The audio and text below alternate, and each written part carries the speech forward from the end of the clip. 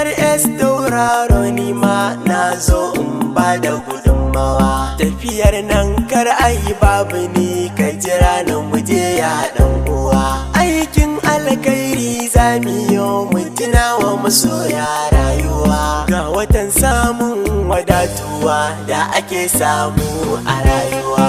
Duniya labari dan uwa, ga watan Ramadana ya shigo domin mu ci ribar Ramadan to biwa Allah hidima. Shekara fa guda ne ɗaya ta Rabbi Allah ya ware wata ɗaya domin zunuban mu a wanke sannan ayi mana yafiya.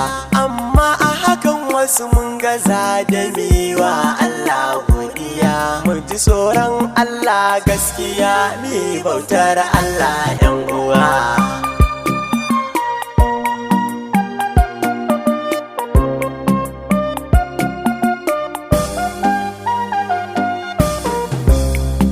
Gujewa aikin alfasha da muke yi ya mu yan uwa. Mi yawaita salatin annabi zai magance mana damuwa. Mu kiyaye jinmu da ganinmu mu zamto masu nutsuwa. Babu ƙarya ko zagi, mu kula da kanmu yan uwa. Duniya labari yan uwa, ga watan Ramadana ya shigo domin mu ci ribar Ramadan to biwa Allah hidima.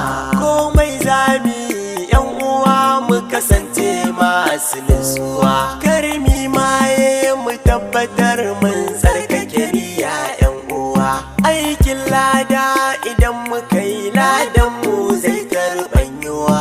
Laifukan da muka yi Rabbana ka ƙara yi mana afuwa.